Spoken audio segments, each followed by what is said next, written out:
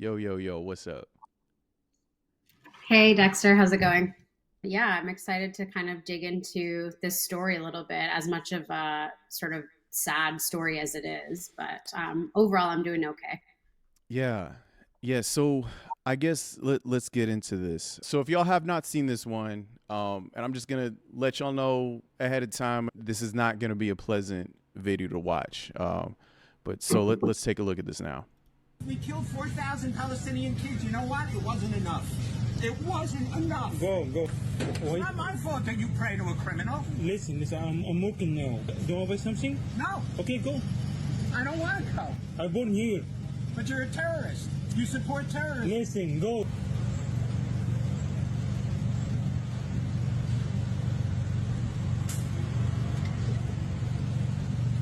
Did you your daughter like Muhammad did?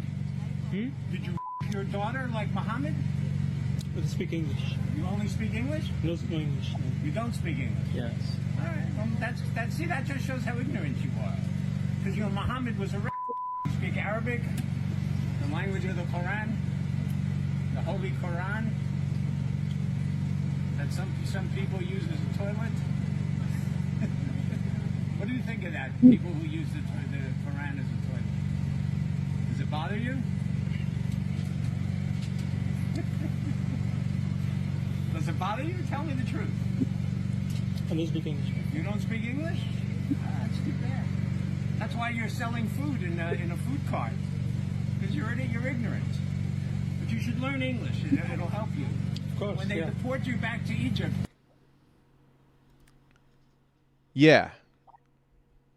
So this obviously it's a version that y'all edited down. It's I a low light reel, a highlight reel. I don't know what to call it, but there some of these video is floating around, and so where did you originally see it again? Twitter. Okay, Yeah. and so a student at Columbia, you said, had posted this. Yeah, she had posted it, and basically it was passed on to her from someone who knows the Mohammed Hussein, the cart worker who Mm, was the one who was targeted by most of these tirades, and he was the one who was filming them. yeah, and so maybe we can back up a little bit here and talk about. So this guy's working in a halal cart. Hmm. Maybe people from New who not from New York don't know what this is. I mean, this was sort of a new thing for me too. What is a halal cart? Why do these things exist? What is that? Because we're saying this like everybody knows what it is. Yeah, so halal cart. I mean, actually, it was a friend of mine was the one who told me about them when I moved to New York, and he was like, "You have to try halal cart." He was like, "They're taking over hot dog stands as like the lunch of choice." And it's basically just like little food trucks, little food carts, and they'll serve you like, halal, like meat, like lamb or chicken or what have you, with rice, seasoned rice, and a salad. And it's just a very popular, very delicious, and fast meal. And yeah, they're kind of all over the city at this point. And I mean, I highly recommend eating some if you're in New York. Yes, They're really good. you can find it anywhere. You kind of can't go wrong. It's really part of the landscape. First off, because they're always Yeah. there. Like you get out of the club at 3 a.m., they're there. You're there at 10 the next morning. For some reason, you just or whatever. Like they're setting up. Like you can get food. It's part of the landscape and it's part of the community. People know them. They know you. Obviously a lot of immigrants, and it's part of what makes. Frankly, I mean, I'm an outsider, so I don't know if I can say this, but it's a big part of, for me in my mind, what makes New York New York. Yeah, exactly. And it's funny that you say that because that's the exact same thing that some of the neighbors, of this particular halal cart who we spoke to, they Mm, said the same thing. One of them said, "I'm a single woman. I'm here walking my dog." She's like, "These guys make me feel safe." She's a Jewish woman, and she was just mm. like, "I feel safe having these guys on the street. They're always here, and they've become my friends." So yeah, they're like a little they're a fixture. Yeah. So let's get back to this. So you see this video floating around. It's on Twitter, and it's been posted by somebody who knows the worker, right? And so at this point, all you're seeing a guy, yelling at somebody who really, it seems like this person wants no part of any sort of conflict. And they're basically trying to de-escalate and say, hey, I'm trying to work. Hey, I don't speak English. Regardless of how much English he actually speaks, he just, hey, you're yelling at me. I don't want to fight with you. I'm just trying to sell lamb over rice, man. Like, I don't know what you want. And then he comes at him with what we're seeing in the headline, and so, which says, ex-Obama advisor says killing 4,000 Palestinian children wasn't enough. I mean, you heard it in the clip. By the way, if it wasn't obvious, when you watch the video, and the video that's on Vice's site and on Vice's social media, there's different times of day and different outfits. So this isn't all barrage that's happening in one day, or a long tirade. It's multiple tirades over probably different days. So you see this collection of videos, you see these videos. When do you realize who this is? So he had been working with this lobbying group called Gotham, and someone in the comments said that he looks like this guy, like that. I think they posted that photo that's in there, the one on the left side. Okay. So at that point, I'm wondering, okay, what's the deal with this lobbying group? I start obviously searching his name, going to his LinkedIn, and I email Gotham pretty much a couple minutes after seeing the video. And I was like, hey, kind of trying to confirm his identity, essentially. So I shoot off that email, and then Gotham actually went ahead and tweeted. I guess they had been, maybe they saw the video. I don't know if they got other media inquiries, but they tweeted and they said that they had cut ties with him. I forget the exact wording of the tweet. So, wow. So as soon as they did that, I'm like, okay, well, that's ID confirmation. Yeah. And then, yeah, and I went and they had deleted stuff off of, they deleted his biography page off their website. They acted very quickly, but it was all still there. So I went and whatever, you use the Wayback Machine, quickly screenshot his LinkedIn before that goes down. And it lists a lot of his accomplishments, including, his sort of appointments, advising multiple presidents. I think they called it vile and disgusting in their tweet, in that sort of initial tweet where they cut ties with him. There you go. It says, video of his actions is vile, racist, and beneath the dignity of the standards we practice. So they really, for me as a reporter, that was big, because you can't just go off of what people are tweeting, even if it looks exactly the same. You kind of need more verification than just that. And that kind of allowed me to sort of get these other pieces together, like his LinkedIn and, his various, he obviously has a bit of a footprint with having worked for all of these places, right? So that's kind of where my head was at with that. But honestly, it really, people were saying, oh, the internet kind of did its thing. In this case, people did really chime in very fast to identify this man. And then it sort of has snowballed to the point where now he's been arrested, which we can get to later. But it was kind of a crazy thing to witness, just the swiftness of all of this, Yeah. And let's go back to this. If you read the article, there's stuff that isn't necessarily all in the video, right? And so you can see a little bit more what's said. But this guy, Stuart Seldowitz, says he has friends in immigration, and that, the Egyptian intelligence agency, right, just thinks, I'm guessing, just thinks CIA here wants your picture.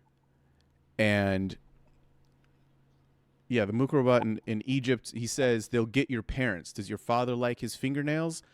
they'll take them out one by one. And the worker again, who we find is, we don't, at this point, you don't know his name yet, not at the point that the article is written. No. But then the guy says, please go. I'm just trying to work. Please go. I'm just trying to work. The guy says, tell me why I should go. I'm standing here. I'm an American. So this is a person that's harassing the worker is saying this. Tell me why I should go. I'm standing here. I'm an American. It's a free country. It's not like Egypt. So he's just harassing this guy. Yeah, he's refusing to leave. He's come back multiple times. Mm-hmm. You know, at one point he said, I'm going to put up a sign in front of your cart that says that you support Hamas. Like he's real. And like, yeah. How do you interpret, you know, this man taking your photo and talking about his friends in immigration, talking about deportation, talking about your parents in Egypt? Like, he's clearly alluding to his own influence, you know, whether or not he's just mostly talking shit or not. That is what he's alluding to. It does come across as a threat. And then once you find out his actual credentials and you're like, well, he did actually work for multiple presidents. Like, he was connected to the White House at a pretty high level, right? So like, if you're an immigrant, that's pretty nerve-wracking, I would imagine, right? Absolutely. I mean, and as we find out later, English is not this guy's strongest suit, right? No. And which we don't know this at the time. I remember watching the video at first, and I'm thinking maybe he's playing like he doesn't understand because he just doesn't want to engage.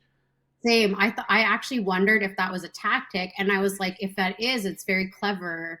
Yeah, I've done that. Who's amongst us has not said, excuse me, no English, or whatever country you're in, is just, yo, you trying to sell me something? Excuse me, ma'am. I don't speak Chinese. I don't know what you're talking about. Like, no, I don't want to engage with you. Like, I've been very, very, very mildly harassed in some situations. I'm thinking this is a great tactic because this guy's really trying to defuse, and I think no matter what, he's really trying to defuse. I genuinely understand that it really just does come across as somebody who is trying to de-escalate, and yet this guy is saying, I'm gonna put up big signs here that says this guy believes in Hamas.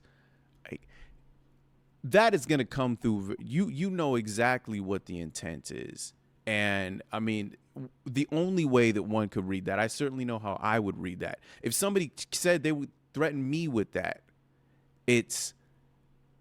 I don't think I could view it as anything other than, hey, I'm not going to hurt you physically, but I'm going to see if I can put a target on you. I'm going to see if I can perhaps encourage or entice others to. Because, I mean, we can look at plenty of other articles now that have documented people actually being attacked for the simple fact of speaking Arabic in public, for being Palestinian, for looking the part, and the part just being brown. That is the part. You know, that by the part, that's what I mean. And so how could this be anything other than terrifying? And then maybe you think, okay, this guy's just talking trash, but how do you know? You don't know who this person is. And he's goaded, kind of, I read it as like he's trying to goad the worker. Like, he's not accepting any of the de-escalation tactics. Yeah. And he's almost like, it's like he's trying to get him angry or something, you know, like provoke some sort of a reaction from him. Yeah. And by the way, this guy has figured out, okay, this person's Egyptian. That's not Palestine. Yeah. That's a different place. Yeah. I mean, yeah, that too. Which we don't need to go any further than that. I just want to, lay that out there. Is just immediately that the accusations, yeah, and they try to goading him in, and bringing up the Quran. Why? And then again, I mean, this line, there's just what he says: if we killed this guy who's harassing this worker, he says, if we killed 4,000 Palestinian kids, it wasn't enough. It wasn't enough.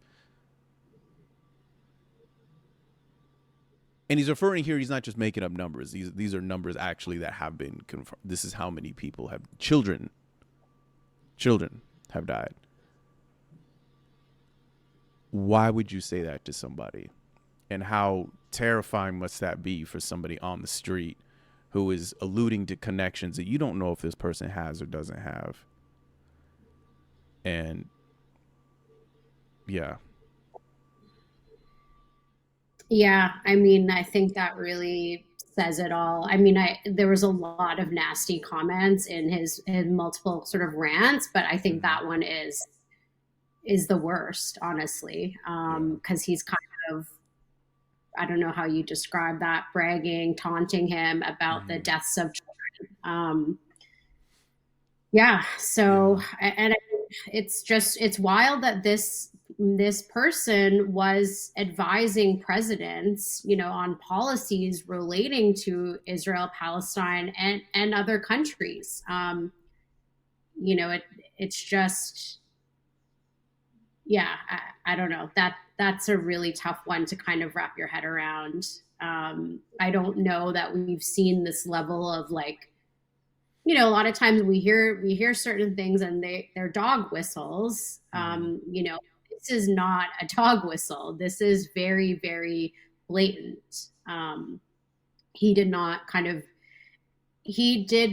to disguise his views at all. And maybe that's because he thought he was just simply talking to a halal cart worker who will never have any power over him, I think, yeah, I think that's precisely it, right? I mean, because if you look, so as you said, you found a podcast where, he's talking about, in official capacity, right? He's talking about his analysis of the situation, right? His analysis of the war, and he says things, and I'm gonna read some of these things, and this again, this is the article that you wrote here, that you're bringing these things up, and I think these are really important. So, in an hour-long podcast, he says that Hamas is to blame for any Palestinian civilian deaths, and he said reports about the poor conditions in Gaza are exaggerated. These are things that we've heard very, very middle-of-the-road politicians say. These things, excuse me, these things in America are not controversial to say. This is not controversial to say that Hamas is to blame for any Palestinian civilian deaths. Hey, if some civilians in Palestine died, whose fault that is? Ultimately, the blame lays at Hamas. It's their fault. And if people are saying things in Gaza are bad, that's exaggerating, right? The next quote, he says, the Israelis will and have in the past done almost everything that can reasonably be expected to keep civilian casualties down as low as possible. And he describes Israel's defense force as a moral army. Then later says that it is hard for Americans, it's very hard for Americans to relate to Palestinians because, quote, because their culture, their history, their religion, and so on is so different than most of us. I just want to stress here that these are not controversial things to say in the United States right now. The last one might be, maybe you'll get the occasional person that says, hey, you could word that a little bit more nicely. But this comes off, I think, for a lot of people. I'm not talking about y'all here who are listening, not talking about me, I'm not talking about our guests. I'm talking about for a lot of people, this is a very middle of the road, neutral, even-handed thing to say. That anything bad that's happened is all Hamas's fault. That the Israelis are, the military is a moral force and they're trying to do good, only good. Normal stuff. And then we see what happens when he thinks that only brown people are looking. I don't know how to put it other than that. I really don't know how to word it other than that. That the audience is not, again, there's no need for a dog whistle at that point. It's just, hey, I can treat you like this because this is how. It's hard to imagine that this is other than this is how the person truly feels. Yeah, and I mean, you know, he wouldn't respond to our requests for comment. I even left a note at his apartment building. But doing the true work. You're okay. Shout out to you though. I mean, this is what's important, right? Giving the person every opportunity to explain themselves, right? Because even the thing that I just said right now, like, it's hard to assume anything else other than that, hey, this is what you truly believe. Maybe that's not the case. You've asked. yeah, What has his response been? Yeah.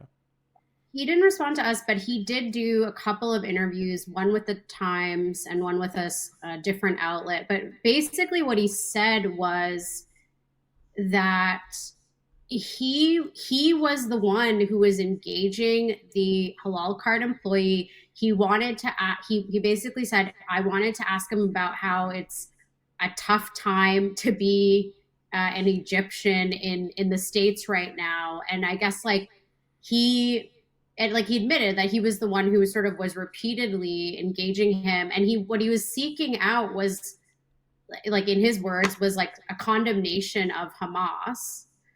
And he didn't get it, according to him. And so he just sort of repeatedly went back to this guy because he was upset. And then, you know, he says he's not Islamophobic. But even, I think, you know, he says, I probably shouldn't have said, he said, I said things that I probably regret. Very tepid apology, right? Very tepid. But to me, I think it really stands out that he felt like, here's these Muslim, you know, workers who are in my neighborhood. I have the right to go and engage them and seek whatever comment he was looking for, whether it was a condemnation of Hamas or whatever. Yeah. I have the right to go up to them while they're working and repeatedly seek out, you know, this type of engagement, this conversation, this condemnation. And even that alone, I think, speaks to a great amount of entitlement on his behalf. Like, I don't think that I have the right to go up to anybody who's doing their job and engage them in a discussion about politics on this issue or on any issue. You know what I mean? I don't walk around with that sense of an entitlement, but he clearly does, because he admitted as much to the Times and to another outlet after this video went viral. And I think that, to me, that's sort of got a nuance to this whole thing, but it really says something, you know? I mean, it's wild. And again, the explanation here, I mean, that he tells the New York Times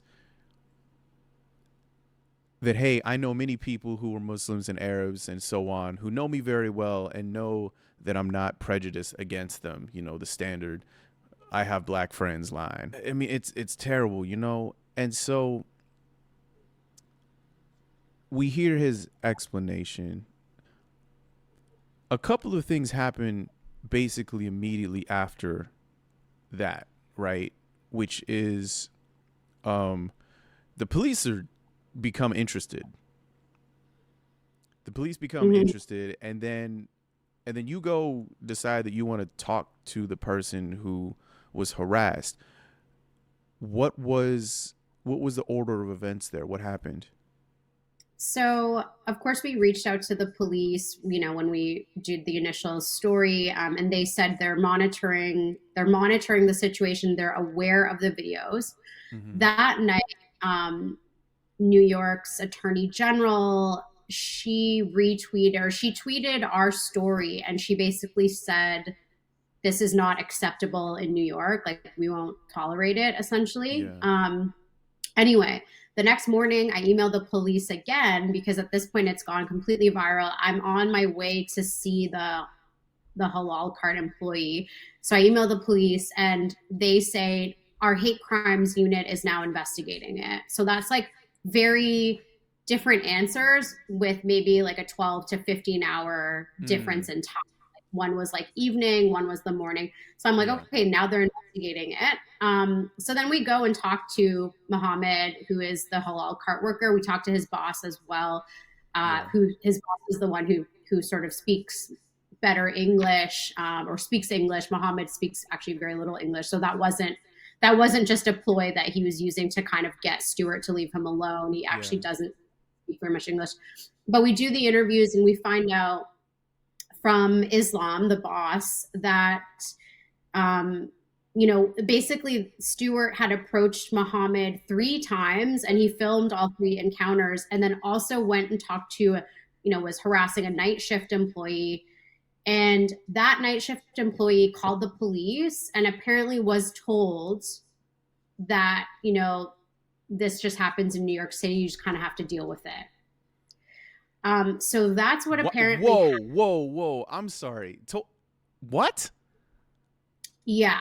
So, and I will say here that I've asked the police about that because it's, that's an allegation and they have not responded to me. I said, this is what I was told, and they haven't responded to whether or not that actually was the case. But this is what the food cart sort of owner told me, is that the police said to one of the employees who was harassed that this just happens in New York City and just to kind of deal with it. And he also said that there was another occasion where, a customer saw Stuart Seldowitz harassing, I don't know if it was Ahmed or if it was the night shift employee, but called the police and they didn't show up. So, with that being said, certainly after the story went extremely viral, the police did investigate and now, as we know, they've arrested Mr. Seldowitz. So, all I can say is that's sort of a very fast change of pace. Yeah, I mean, and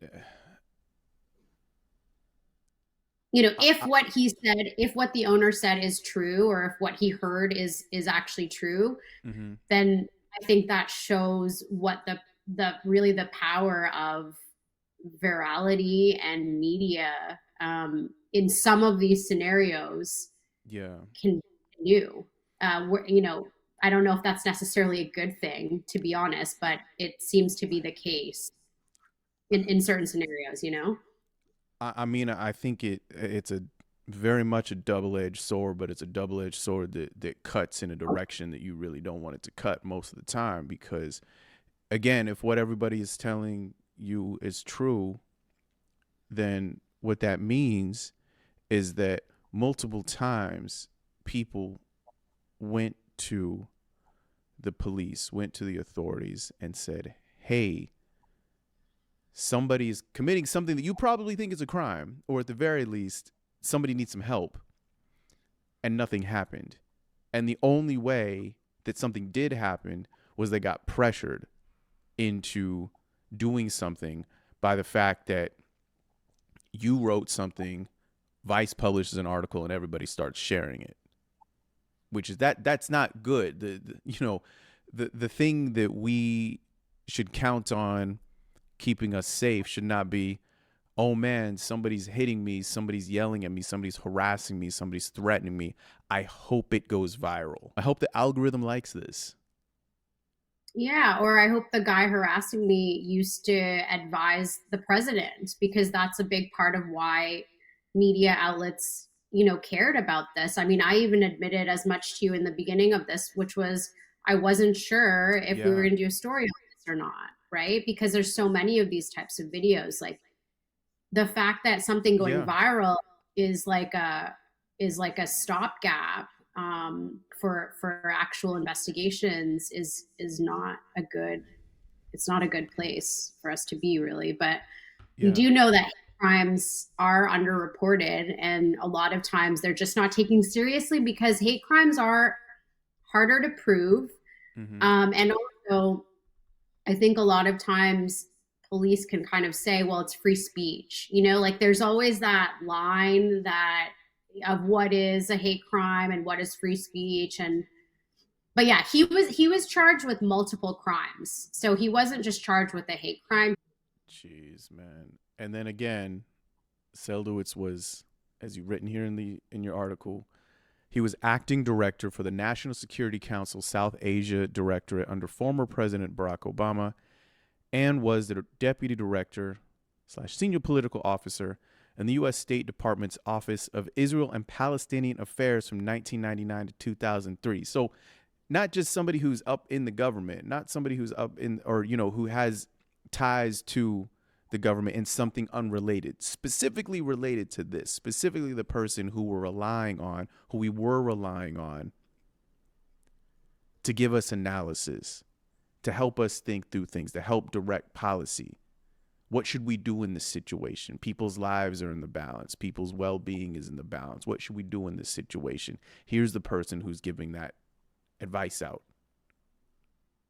Yeah, it's like he's not just a bureaucrat, you know, which of course there's so many bureaucrats. Like this is somebody who was senior enough that he's advising the president on these like foreign policy matters. Mm-hmm. In fact, he won the State Department Superior Honor Award 3 times. Like this is given to someone who's, you know, had a substantial accomplishment and impact. So that sort of goes to show you. And I mean, it'd be interesting to it would be interesting to know more about his time in those roles and what sort of influence that he had. But yeah, those are not sort of just whatever positions. He's not just sort of a cog in the bureaucracy machine. You're actually advising the president on things. So yeah. Who knows? But what we do know right now is what I think a lot of people were probably wondering is, how did this guy feel? You know, the person who's being harassed. So, because when you're watching these videos, the videos that went viral, all you're hearing, you don't see the person's face. All you're hearing is a guy saying, please go. Please go. I'm trying to work. I don't speak much English. So let's watch this video here first, and then I want you to tell me a little bit about this, because this is honestly why I wanted to have this conversation, because I thought, yo, this is wild. We killed 4,000 Palestinian kids. You know what? It wasn't enough. It wasn't enough. قال لي انت منين؟ قلت له انا من مصر. بعد كده بيقول لي انت بتدعم حماس، انت ارهابي، انتوا بتحبوا تقتلوا اليهود. Videos of an ex-White House advisor went viral after he repeatedly verbally harassed 24-year-old Mohammed Hussein. كان مش قادر ان انا اكمل الشغل وانا مبتسم في وش الزبون. بعد ما صورت اول فيديوهين انا بعتهم لصاحب العمل، بعد ما جه ثالث مره بعتهم للناس اللي شغالين حواليا بحيث ان الراجل ده لو جالهم يخلي بالهم كده. That's when someone sent the video to the person who posted it online. I watched the video and, you know, I saw it at my street corner and I immediately ran to the cart, because to me, my heart is angry and broken that anybody would mess with my friends or my people. When I walk my dog at nighttime, they're always on the lookout. They give me a free falafel. They're part of the community. I feel ashamed that a guy in such ranking would use such a language to talk to a 24-year-old that's not even responding to him, and then he goes on the New York Times and claims that Muhammad initiated the whole thing, and then he apologizes. So this is not a political campaign here to lie to the people and try to twist things around. I would appreciate it if he comes and apologizes and say that he made a mistake and he says the truth, not to blame it to Muhammad for initiating a conversation. Now, New York Police's Hate Crimes Unit is investigating the incident, and it seems like Muhammad just wants things to go back to normal. He's a very good kid. He keeps everything to himself, and he's a good kid, so he's gonna move on. So, yeah.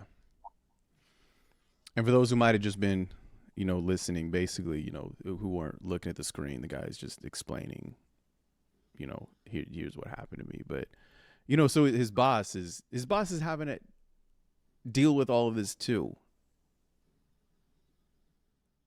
Yeah. I mean, it was a bit of a zoo. Like there was just a lot of media that day. But I will say, Muhammad, he's a shy. He comes across as very shy. He didn't really like. He was shying away from the cameras. We kind of stuck around for a while. We just chilled for a bit, but like he was sort of shy to do interviews. He genuinely he speaks very little English, but he's not the type of person who comes across as confrontational at all.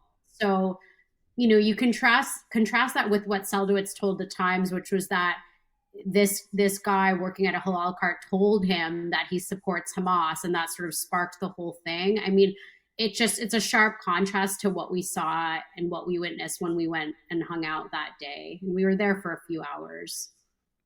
Yeah, I mean, I'm even based on what you discussed with him. I mean, now I'm really even in doubt that he would even be able to articulate in any real defined way, I believe what Hamas did is a good thing. It's like, just based on, he immediately switched over. He didn't want to speak English.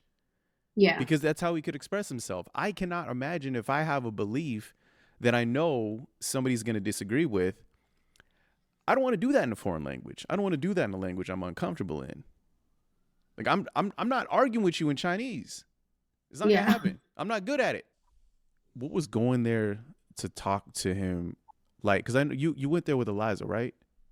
Yeah, me and Eliza went down. You know what? It was kind of cool. Like there was a lot of media. Not like an overwhelming amount, but there was a sort of a steady stream.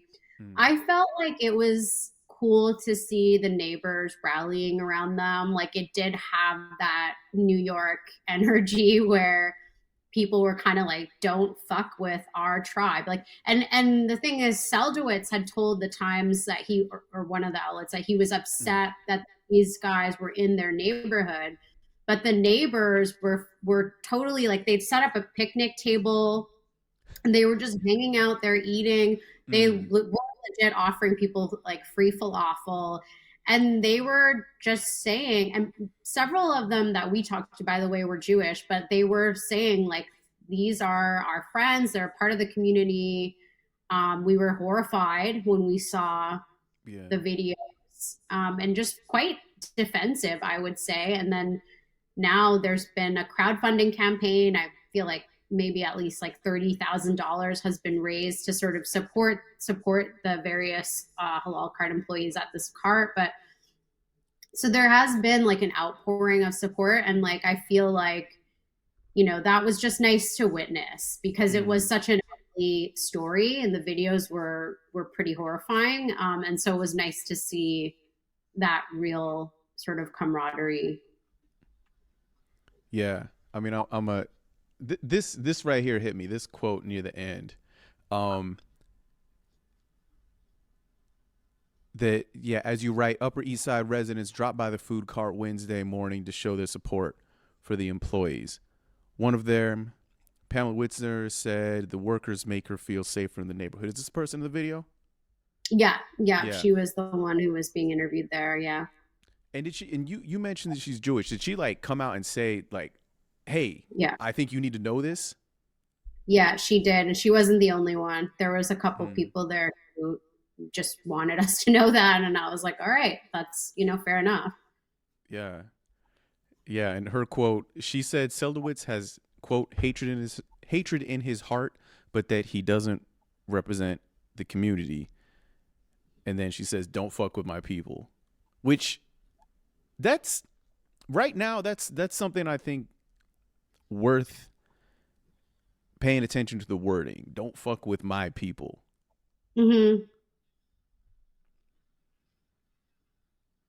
Yeah, I think that just means a lot, but that also shows. Also, man, who's mad at the people who sell food in your neighborhood, man? Who gets mad about that? Like, legitimately, who gets mad? Also, who doesn't like halal carts? Like, why? This is not even a matter of racism or Islamophobia. It's a matter of taste, bro. Like, why are you mad? it's just really impractical to hate on vendors in your neighborhood. And like in New York City, I mean, people love the little interactions they have with their bodega guys, like, you know, Yes. guys they buy weed off in the smoke shop, the food cart guys, like you have these funny little interactions with them. And, you know, it's like I'm not surprised that people were defensive over these guys. Yeah. Yeah. I mean, that's one of I think a very small category of people that if you mess with them, people will be upset with you. Like you are not going to, in the court of public opinion, you're not going to be doing very well there. Your neighbors aren't going to like you. I had a question that when I posted about this on Instagram earlier, that I was going to be talking about this. Seldowitz was making these sort of veiled, I think it's hard to read them as anything but threats, but maybe I'll leave that alone. But, Yeah. you know, references to his family. Mm-hmm. References, you know, Muhammad Islam's family.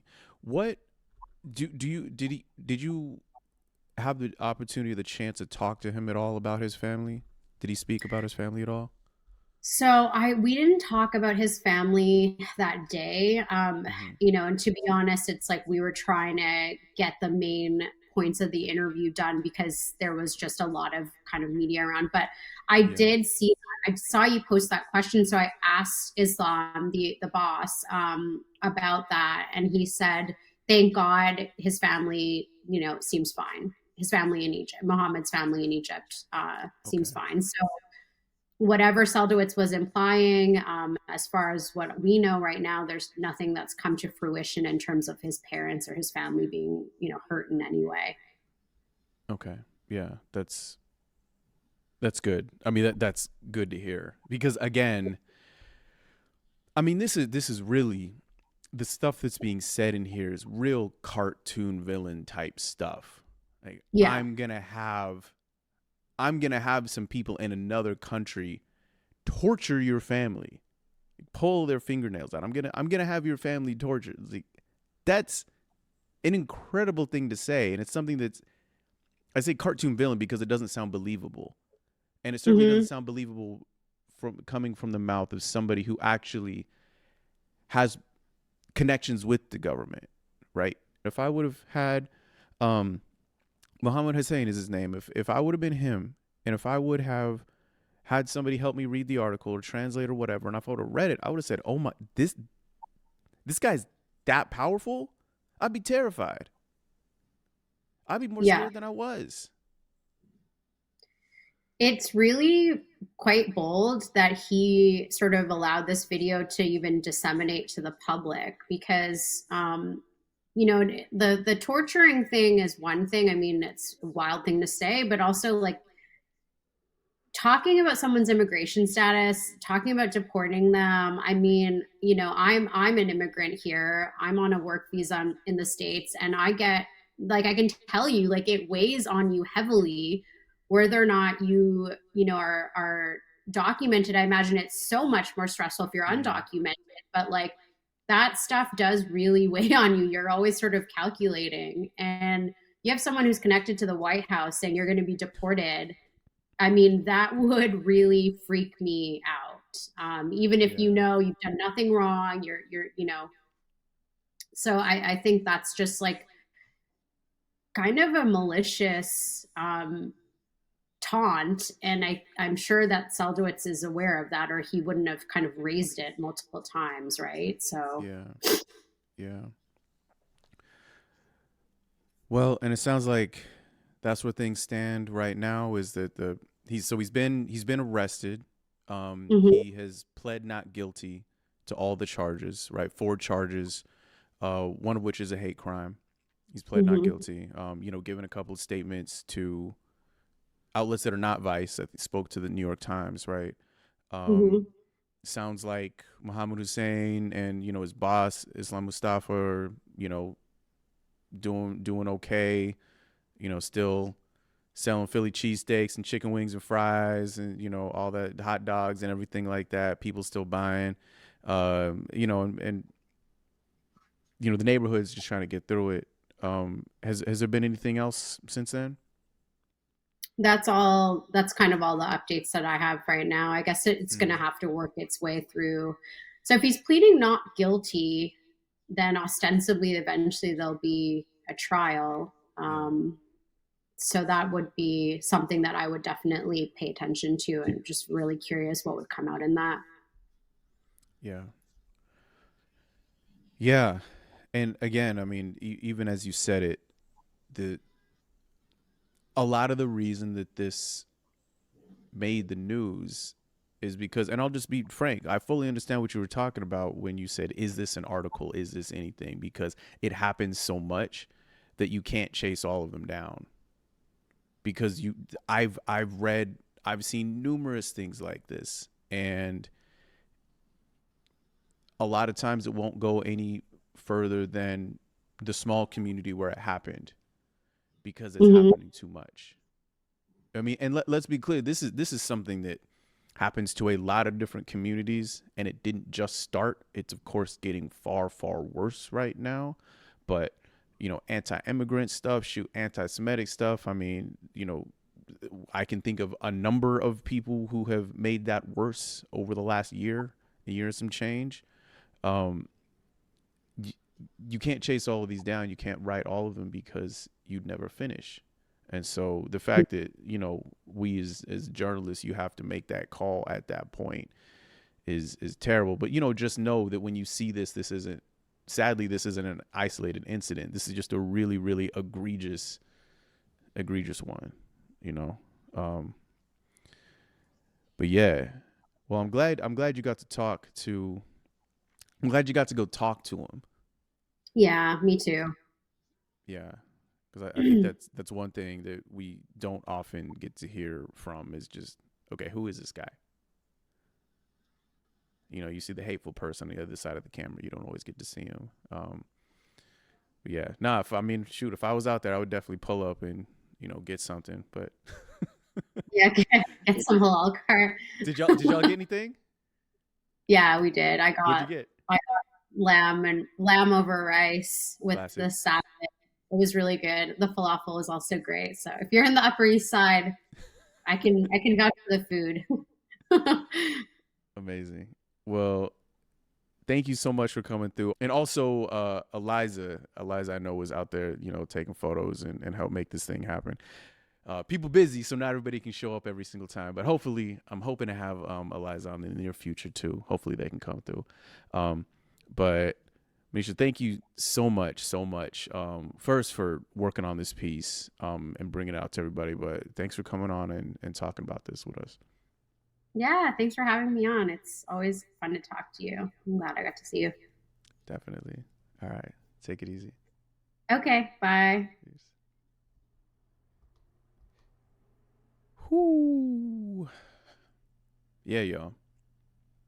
Yeah. When I saw that one, no joke, especially when I saw that they'd actually gotten a chance to speak to the worker, you know, to Muhammad, I thought, okay, I need to know more about this. Personally, I need to know more about this.